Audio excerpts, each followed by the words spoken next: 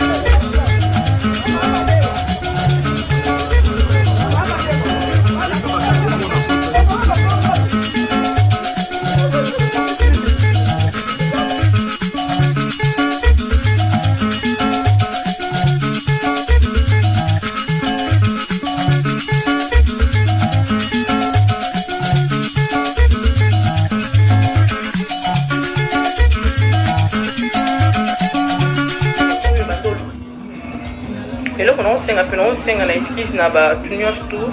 ba mama stu ba papa bo pekisanga na lo kambo yote tant na lobby amu ça va être trop c'est trop na meli trop na tikala ko bima na meta tina lo ba so ba buso ba oyo ngai nazo sala ba vidéo na ngiza pona stress na finga mutute na lobela ko fika mute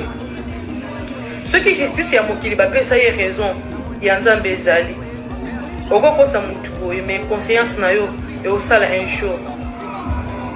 Nazate pona ko ebisa mutu ke boye oui na ndima mabe nyonso boloba pona nga mais nzambe ne mutu ayebi vérité makambo nyonso to bozo comprendre botika vi na ngai calme botika vi na ngai nazokunda na vi na ngai botika vi na ngai calme ezaba makambo tuso ezalo kola tango bino bozo ya ko commenter so senti bozo ba pota oyo na ezoka déjà bozo fongola pota wana libanda botika ngai bozo pena ba famille bozo pena bandeko problème est combien d'années ezaki pona esengo te pe na sala kango pona esengo te na sala kango pona intérêt ya bien bana nanga pe muto te moko tatikala kotindanga soit disant bolobaka ke Kabila soit disant bolobaka Kabila wana so Kabila tinda ki ngai famille nga balinga bazala na passe nga mami nenga nazala na passe batika muto wana po apesa $60,000 au Jean-Marc Kabunda pesaka Jean-Marc Kabunda bimisa na kombo ya président akosa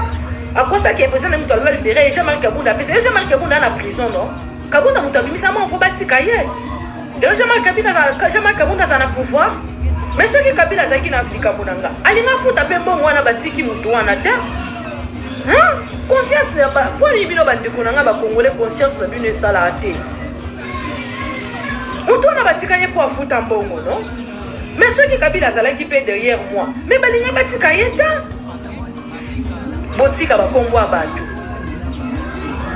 bakombo abatu bobima na vie nanga na sengi bino na kombo nzambe na motema ya boboto botika kombo nanga bobima na kombo nanga na ye na réseaux sociaux nde ba finyo so ba ye bazo sala ba vidéo na ba TikTok ngape na zo sala ba vidéo na TikTok na tanga kombo ya mutuke tata wana na tanga kombo na yete na tanga kombo nete parce que dala lukuta za na ngondenga zo kosa mukili pe akosa mukili batu banzimela yeke o ya zolo ba wana eza ya solo mais na motema na yabi ke makamu mona wana zolo ba vérité tata pekisa batu na yo tata pekisa banzimi na yo tata nazo biso pekisa banzimi na yo poso ba continue ko finga nga un jour nga pe na koma impoli nga na ko attaquer kaka yo na ko attaquer bangote pekisa na bino bana na ye bozo yo kano bozana nano bandi osala nga ba live pona ofinga nga ite tango tata bino azotinda batu bazo signaler pa batu na ye bazana ezinga wana no ka batu ne wana nde bazo signaler nga makambo azo sala bima na vinanga osi oyo bandolo bosa akosa qui est président mutu alwa libéré Jean-Marc Kabunda pesa Jean-Marc Kabunda na prison non Kabunda mutu abimisa mo ko batika ye de Jean-Marc Kabunda za na pouvoir mais ceux qui Kabila zaki na appliquer monanga alinga futa pe mbongo wana batiki mutu wana te conscience na ba pour les bino bandeko na nga ba congolais conscience na bino esala ate mutu na batika ye po afuta mbongo non mais ceux qui Kabila azalaki pe derrière moi mais balinga batika ye ta botika bakombo abatu botika bakombo abatu bobima na vie na nga na sengi bino na kombo nzambe na motema ya boboto botika kombo na nga bobima na kombo na nga na ye na réseaux sociaux nde bafi nyonso baye bazosala bavideo na bango na TikTok nga mpe nazosala bavideo na nga TikTok natanga kombo ya mutu te tata wana natanga kombo na ye te natanga kombo na ye te parce que atala lukuta aza nango ndenge azokosa mokili mpe akosa mokili bato bandimela ye ke oyo azoloba wana eza ya solo me na motema nde ayebi ke makambo mwana wana azoloba verité tata pekisa bato na yo tata pekisa bandimi na yo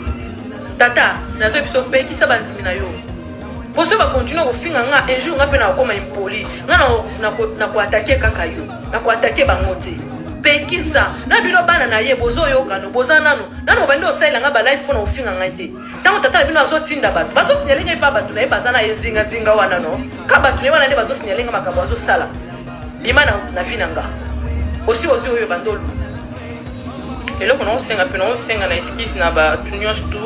ba mama nyusto ba papa bo pekisanga na lo makambo yo te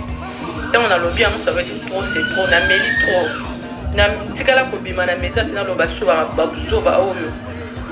ngai nazo sala ba video na ngai za pona stress ba tona eloko na osenga pe na osenga na excuse na ba tunyosto ba mama nyusto ba papa bo pekisanga na lo makambo yo te tant na lobby amu ça va être trop c'est trop na meli trop na tikala ko bima na meta tina lo baso ba buso ba oyo ngai nazo sala ba video na ngai za pona stress na finga mutu te na lobela ko mute ce qui justice ya mokili ba pesa ye raison ya nzambe ezali okoko sa mutu boye mais conscience na yo e osala un jour na zate pona ko yebisa mutu ke boye oui na ndima mabe nyonso boloba pona nga mais nzambe ne mutu ayebi vérité ya makambo nyonso to bozo comprendre botika vie na ngai calme botika vie na ngai nazokunda na vie na ngai botika vie na ngai calme eza ba makambo tuso eza lokola tango bino bozo ya ko commenter so senti bozo ba pota oyo na ezoka déjà bozo fongola pota wana libanda botika ngai boza pena ba famille boza pena ba ndeko problème ekomela ngai ezaki pona esengo te pe na sala kango pona esengo te na sala kango pona intérêt ya bien bana nanga pe muto ata moko tatikala kotindanga soit disant bolobaka ke Kabila soit disant bolobaka Kabila wana so Kabila tinda ki ngai famille nga balinga bazala na passe nga mami nenga nazala na passe batika mutu wana po apesa $60,000 o Jean-Marie Kabunda pesaka Jean-Marie Kabunda bimisa na kombo ya président akosa ki président mutu alwa libéré Jean-Marie Kabunda pesa Jean-Marie Kabunda na prison non Kabunda mutu bimisa mo ko batika ye de Jean-Marie Kabunda za na pouvoir mais ceux qui Kabila zaki na likambo nanga alinga futa pe mbongo wana batiki mutu wana te conscience na ba pour les bino bandeko na nga ba congolais conscience na bino esala ate mutu wana batika ye po afuta mbongo non mais ceux qui Kabila azalaki pe derrière moi mais balinga batika ye ta botika bakombo abatu bobima na vie na nga na sengi bino na kombo nzambe na motema ya boboto botika kombo na nga bobima na kombo na nga na ye na réseaux sociaux nde bafi nyonso baye bazosala bavideo na bango na TikTok nga mpe nazosala bavideo na nga TikTok natanga kombo ya mutu te tata wana natanga kombo na ye te natanga kombo na ye te parce que atala lukuta aza nango ndenge azokosa mokili mpe akosa mokili bato bandimela ye ke oyo azoloba wana eza ya solo me na motema ne ayebi ke makambo mwana wana azoloba verité tata pekisa bato na yo tata pekisa bandimi na yo tata nazoyebi biso pekisa bandimi na yo pour ça va continuer au fin nga un jour nga pe na koma impoli nga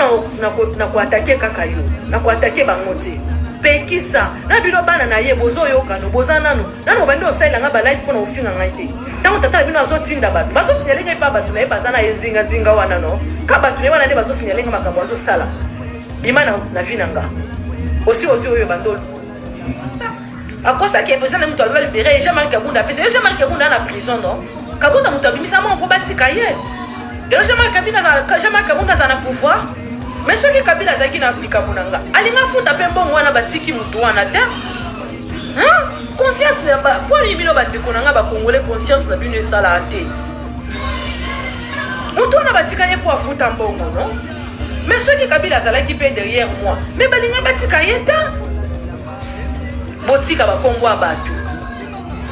Botika bakombo abatu. Bobima na fina nga na sengi bino na kombo nzambe na motema ya boboto botika kombo nanga. Bobima na kombo nanga. Na ye na réseaux sociaux nde ba finyo so ba ye bazo sala ba vidéo na ba TikTok, nga pe nazo sala ba vidéo na TikTok. Natanga kombo amutute. Tata wana natanga kombo na yete. Natanga kombo nete parce que tala lukuta za na ndenga zo kosa mokili.